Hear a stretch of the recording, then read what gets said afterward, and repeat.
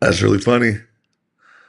This lighting, it makes it look like I'm missing a tooth. Yeah, pirate. Arr. All right. Today we're going to check out The Truth About Malaysia, Half the Cost, Real Freedom by Mr. Henners. Wonder what he has to say. Let's see if he's telling the truth. Let me ask you something, my friend.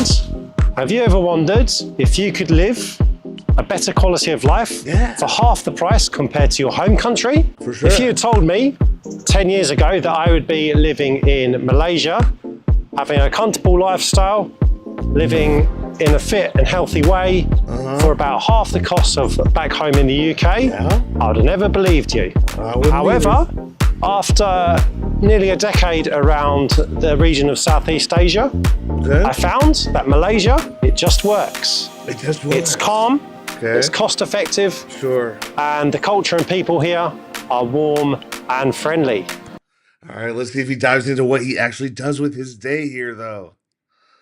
For God's sakes. Everything's so perfect, huh? What do you do with your day, bro? Mr. Henners? Do you just talk about how great it is? So here's the truth about living in Malaysia from someone who is genuinely living it. Yeah, okay. Been there, done that. Yep. Seen it once, seen it all. Yep, okay. Oh, wow. Never seen fruit before. Yep.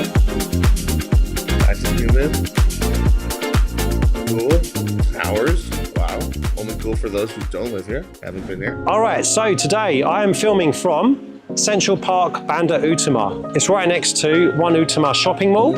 It's a little green space where families come and the community connects to have walks. Okay, that's one of the least exciting green spaces here, but all right. Looks nice, I guess. To take the dogs out and the families to have some downtime amongst the green space in the city. I thought it'd be a great place here to use for today's vlog, for me to check out for the first time. And it feels like the perfect spot for us to have a little chat about what my experience has been like here so far in Malaysia. Nice. The goods, the honest, and also what balance really looks like. All right. So walking, got it, guys. You're gonna do a lot of walking, KL. Everyone likes to walk a lot. So I've spent 8 years in the region in Indonesia, Myanmar, and Thailand, and now currently in my 9th year in Malaysia. Okay. I feel very fortunate to have called this part of the world home, and I've learned something unique from each of the places that I've lived in. Indonesia has the vibrancy and the warmth. Myanmar is certainly something that I learned about in terms of being open to new experiences and new exciting adventures. And Thailand brought that amazing energy and vibrancy, especially when talking about Bangkok, that it's certainly famous for. But what I felt was that these locations didn't offer the balance that I was looking for. So by the end of last year, I wanted to go somewhere where the cost. Oh, guys, I'm having an ADHD moment. He's another one of these boring YouTubers that doesn't know how to talk to the camera. Good Lord. Oh, man. Like, just a little boring guy. You know, throw some jump cuts in there. Surprise me a little bit. Cost actually gave me the quality that I was looking for in sustaining a healthy and fit lifestyle that I so crave. Somewhere where I could work, live, and train without having to think about the constant change in visa rules or the hike in cost of living. Although, let's be honest, everywhere over the past few years has seen a much increased cost of living, even here in Southeast Asia. But the prices and the price-quality ratio is definitely something that still stands out in the region compared to the Western countries. And when I really started to think about it, that was when Malaysia, and in particular Kuala Lumpur, really started to stand out to me. Guys, KL is boring. All right, see, notice that he says he's working, He wants to be fit, so that includes his walking and running around, right? Working out. Okay, you can do that anywhere. Okay, apparently he can work anywhere because he's lived in multiple countries. I assume he has some other kind of online job, online presence, because he's got 224 subscribers. I'm going to catch up to him. uh, anyways, yeah, I think there's a little bit more out there to experience in KL. It's not that fun, guys.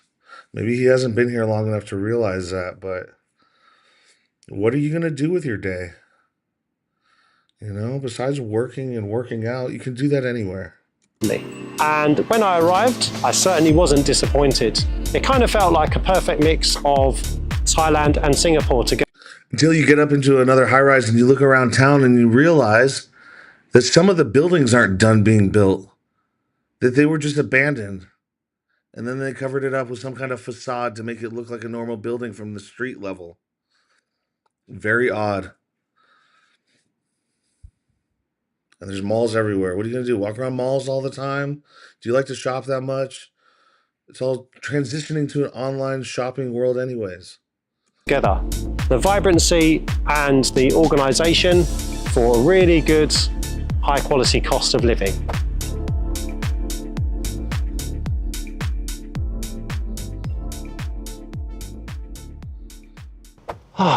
What a beautiful view of the lake. Got a nice breeze going on here as well. Alrighty, let's start with housing and ease of life. Because Kuala Lumpur really is the next level when it comes to housing. What I'm paying per month really is something amazing to behold. My monthly rent for a 2-bedroom apartment in Kuala Lumpur comes in at 2,700 ringgit per month, roughly, Right. which I believe is 460 or 470 pounds, pound sterling per month. So as you can see, this is great value. And what will really blow you away here is first of all, the facilities, because we're all about healthy, fit lifestyles here on my channel. I don't know, guys. I think that the facilities are a little bit boring. They're cyberpunk retro, kind of blocky architecture, big shapes, a lot of rectangles. They've got a bunch of plants everywhere, which is really nice. I do like that about KL. They've got all these trees that are still growing from the jungle days, but they're starting to get cut down because the limbs are falling onto the cars during torrential downstorms. And yeah, they kind of didn't think too far ahead when that plays out. It does cause destruction. So they're cutting a lot of these trees down, actually. Um, I don't know. The architecture is pretty copy and paste from building to building. There's not a lot of difference, a lot of grays, a lot of emerald green. Um, I don't know. You know, kind of how suburbia has that boring copy paste feel. So do the apartment buildings here. Oh, great. You have an infinity pool. Everyone has an infinity pool. It's not that special. I don't know. Maybe I'm just being sour, but, you know, sourpuss is usually right. So I really want to showcase this first so you can see what you can get for your money here. 3 swimming pools, See, 2 tennis courts, 2 badminton courts, a squash court, other parts of, there's kind of like other walkways that you can walk around in the I don't know. It sounds a little dystopian to me. Go play squash. Go play badminton. Walk around the park. There's one street to go drink and party on. It's a little dystopian, guys. It's not all butterflies and rainbows. In fact, it's too cloudy for there to be a rainbow when it rains. Um, you know, there's more butterflies once you get out of the city. But I don't know. It's just almost too perfect. You know what I mean? It's too clean. It's too docile. There's not enough edge or personality to the city.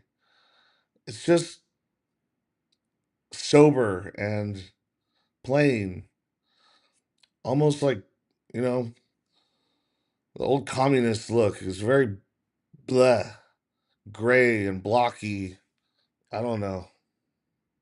garden area if you want to get some steps in. And also from a lifestyle perspective, There are a few different kind of like services and shops that are available for the residents and outsiders to use for your convenience. It is really amazing. It almost feels like a wellness resort sometimes with the amount of facilities, even compared. Wellness resorts, at least wellness resorts are like really nice and unique and like inviting and mysterious and have like spark your curiosity. You walk into a mall here, you've been in all the malls here, okay? There's only a couple that really stand out. The electronics downtown. Okay, that one's a little different, but again, from floor to floor, it kind of starts to feel the same the higher you go up. Um, I don't know. It's it's a lot of copy and paste. Like, let's just move this around and put it over here. Okay, there's no grid to the road system, so the roads all seem different when you're driving down them. But again, that it contributes to traffic, which is a nightmare here. To other places in Southeast Asia, the facilities at the condos here, if you're even comparing to other neighbouring countries in the region, really do stand out as being something superb. And back in the countries in the West, and perhaps if I'm talking about the UK where I'm from, for example, I don't even know if this type of living quarters, so to speak, really even exist. And £460 will maybe cover the utilities for the month, but certainly not the rent. Also, if we're talking about There's plenty of places in the West where there's businesses and shops on the bottom floor and people living above them. That's so wrong. He's lying there. He's just forgetting what it's like. You go to many cities on the east side of the Mississippi or all across Europe. There are plenty of little bodegas and shops with people living above them and apartment buildings above them. That's wrong. It's nothing unique. And remember, this was British not that long ago. Who do you think designed the buildings these way? You know, come on. other things with ease of life, everything's super convenient and relatively close by. Grab It the is not that convenient, okay? Yeah, you can jump in a Grab and go where you need to go, but you're waiting for the Grab. You know, you want to walk to the train station, you want to wait for the train. It's not that convenient. I'd rather sometimes just wish I could walk outside and jump in my truck and drive down to the store myself like I used to, you know? It's something that we kind of take for granted in the States. You have to have a car to get around, but it's nice to have your own car and get around, you know? Jumping on the train or the monorail or whatever when it's busy peak hours when there's a bunch of people and everyone's all sweaty because it's 90 degrees outside, you know, it's not always enjoyable. Sometimes you get it, there's no one on there. AC's blasting in your face and it feels great. And you can zip around town, go to the store, there's no lines. But if it's anywhere near rush hour, like there's people everywhere. delivery, food panda delivery, grab drivers. Grab delivery takes you like 45, 50 minutes. It's faster in the United States to order uh Uber Eats or Grubhub or whatever, DoorDash. Bolt drivers, the MRT, everything is super convenient here and set up for a cost effective and Cost effective for you, but for the Grab drivers, they're not making any money and they barely live above poverty. If they do live above poverty, keep that in mind. relatively comfortable way of life here. It's Colonialism is still real here. something that really stands out to me. You know, if you want to order a late night dinner, it's not something that I would do.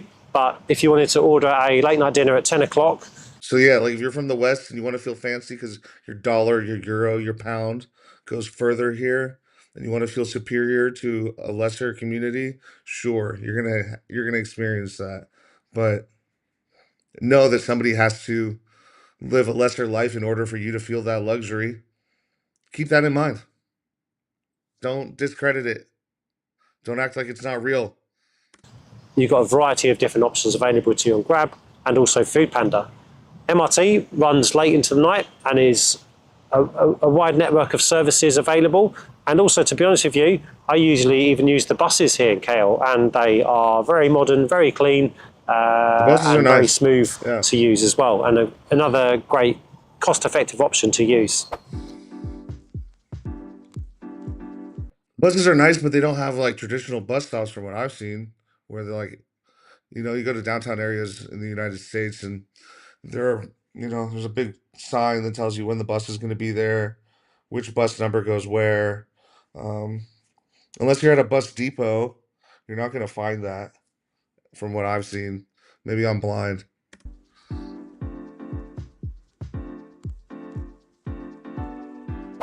Alrighty, so next we're on to the roads and connectivity. And I must say that in Kuala Lumpur, the freeways really surprised me and impressed me. They are well built, clean, and well connected throughout the city. Sure. For example, you can get from Bukit Bintang. But the way that the exiting system works, you're going to be doing a lot of U-turns. Matter of fact, I don't know if he's been paying attention or done it enough, but you can't like in America, there's an exit where you can go to the left or the right.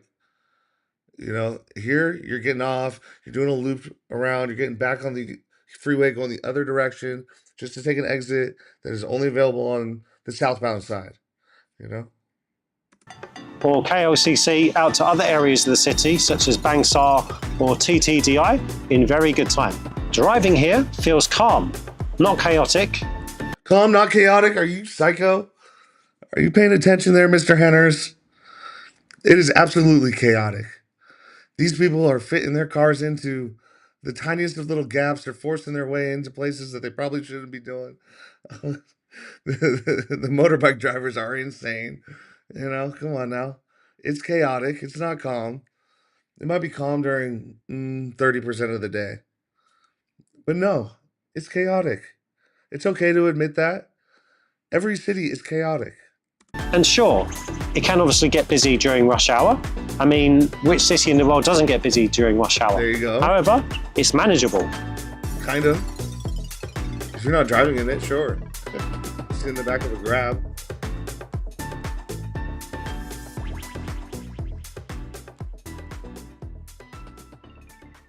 And then there is the food. And honestly, it's endless. Malay, Chinese, Indian, all a fusion mixed together with a lot of great international options also. You can have a curry for lunch for 12 ringgit. Perhaps you can have a healthy salad bowl starting from 20 ringgit. And if you fancy popping into a cafe for a flat white, maybe you're looking at around about starting from 8 ringgit in terms of pricing. Right. Fair value and great quality. Very true. And also healthy fresh produce that is used to maximize the healthiness of your diet. But they do put sugar in everything. Fact. And the locals here honestly make the experience here special. English is so widely spoken, it's on par with their national language of Bahasa Malay, but also... That is not true. That is not true. Okay? The younger generation knows how to speak English fairly well. You can find out who went to school and paid attention and who didn't, but for the most part, the younger kids, 25 and younger, Gen Z really like 30 and younger, they're going to know English. There's a gap though where the older uncles and aunties, they know English because they were a part of an English society back in the day. But then there's a huge chunk in the middle that really don't know a lot of English. Okay?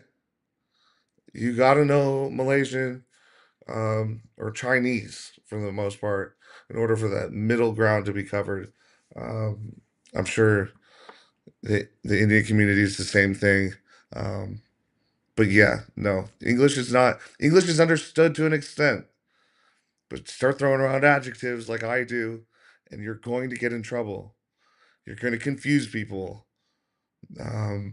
Yeah, like sure, the highly educated people understand English, but not everyone.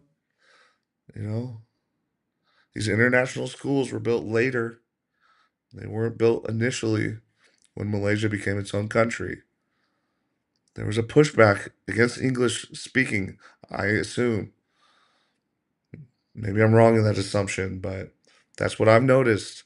So everybody who's saying that English is spoken everywhere and that it's easy to get around, okay, you'll get around, but you're not going to have deep conversations with people. Don't make it seem that way. So because of the multicultural influence here, Chinese is also widely spoken as well. Yes. Good point. And the people here, you can really relate to them because there is minimal to no language barrier. They really are They do kind, want to get to know you. You're right. friendly, and also curious to get to know you. A good example is one time my wife and I, we were stuck in kind of like a downpour, and one of the locals there lent us their umbrella, and then after a while they actually just took off in their car without answering it back, without getting it back, sorry. So, you know, these little things do make a difference, and my experience here so far, I would say that I definitely feel quite welcomed into the country and the culture here. Yeah, he's right about that. All right, so next we're moving on to the fitness side of things. You know that we're all about that here on this channel, about living the healthiest and fit lifestyle as possible as you can. So with that in mind, start with the gyms. Got a good range of gyms here. You've got lots of options in terms of global chains like Anytime Fitness and Fitness First, but also you have the local side of the gyms as well. There are some local options that you can access, and they're all fairly affordable. I pay 199 ringgit for my membership at Anytime Fitness. You might be surprised because these prices are actually on par with the Western countries such as the UK. But you know, with that in mind, it's worth paying the price because you do get really well stacked gyms. They've got a variety of different equipment, such as a range of free weights, machines. No skimping on the gyms in Malaysia. They're everywhere. That's true. A variety of cardio equipment to use. They also have a variety of different classes that you can access if you want to go along that route. So in terms of the fitness and health side there, you're well covered. And you know, it really does feel attainable to link health and fitness naturally into your lifestyle here. You can wake up, do a light workout at the gym, then get on with the rest of the day, maybe do some work, catch up with friends at a cafe, and then in the evening time you can go for a game. How often are you guys really doing that though? Catching up with your friends at the cafe after you go work out? I don't know. Just clowning.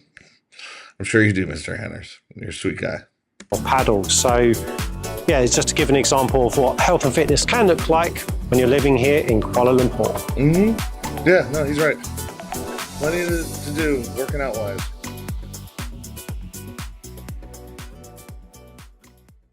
So day-to-day life here feels like a breeze. Everything's set up to live a super feels like a breeze without the breeze. A convenient lifestyle. A grab ride across town.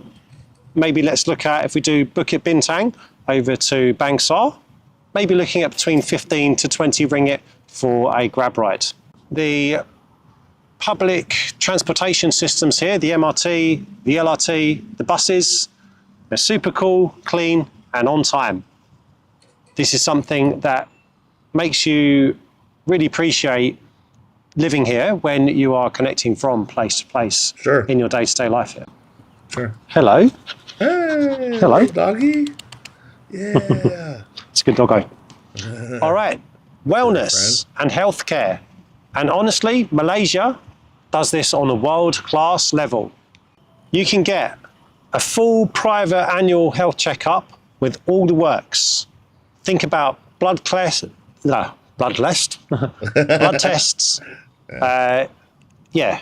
ECGs, ultrasounds, a doctor consultation, and much more for a great price. And it's at these kind of hospitals. They actually look like five-star hotels. If you think about places such as Gleneagles and also the Prince Court Hospital as well in KL, and also Penang, both of these locations offer this type of extraordinary service, which is, in my opinion, when you're living in Southeast Asia, especially the places that come to mind are Thailand and Malaysia, this is almost like a little mini life hack. Yes. By getting these regular checkups, you are really investing into your long-term health. So in terms of prices, what we're looking at here with the packages, they will start at around about 400 ringgit, leading up to around about 1,000 ringgit. They can get more expensive than this if you want something ultra premium, but with this in mind, it is still way cheaper for these type of packages than if you were to try and do something like this in my home country of the UK. Plus, it's a super professional service, super efficient, well organized and clean. Absolutely. And you can literally book online and then go in the next few days to your appointment. So, you know, to kind of encapsulate some of the stuff that we have spoken about here in this segment with the costs and the way that the city works, you know, the thing that comes to mind here is that the systems and the way that things are set up here actually work with you, not against you. So it makes you feel like you're in control of, you know, your day-to-day living, because things are made convenient and accessible for you. And Kuala Lumpur, as a capital city in Asia, I haven't really seen anywhere else like this before. It feels calm and organized, but has a bit of vibrancy in there to. It's just so boring, man. I just want somebody to admit it. Somebody besides myself. Come on. Come out and just admit it's a little boring. Keep life interesting, I guess. And, you know, as someone who really prioritizes living a fit and healthy lifestyle, this is something that I really cherish and value. And it helps me to optimize my physical, mental, and social well-being as someone out here living as an expat in Malaysia and in the Southeast Asia region.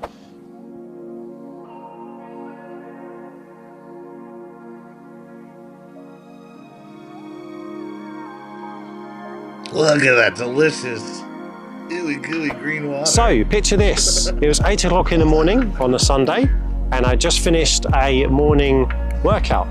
Warm air, quiet streets, a few people out and about walking their dogs. Yeah. You know those types of mornings where everything feels still and relaxed? It was one of those. I sat there with my coffee, and you know what I thought, my friend? This is a rare feeling.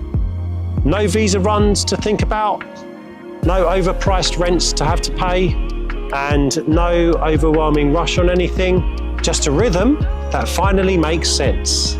Of course, there's a trade-off. My family are back in the UK, and that's something that you have to work through and manage over the years of living overseas. Yeah. You miss birthdays, you miss Sunday dinners, and those little interactions. This is something that you'll always miss out on. But here's the thing, with Malaysia, like that, it's such a well-connected and central location in the world. And with the amount of flights and the flight routes that are available to get back to, especially places like the Middle East, Europe and the UK, it certainly makes it easier to manage and to be able to plan trips and manage trips back home. So you can go back, recharge and reconnect with your loved ones and your family. As long as your Malaysian flight doesn't disappear into the thin air. Whatever happened to that plane? Members and close friends, and then return back to your living in Southeast Asia. And in between, you've got a lifestyle that gives you room to breathe. And the cost of living and the quality of life that you get really is the extra bonus. And the real win is the calm, the balance, and the feeling that you built something that's on your own terms. All right, Mr. Henner. Very cool, bro. I like the video. You know, I wish you were just a little more, I don't know, lively.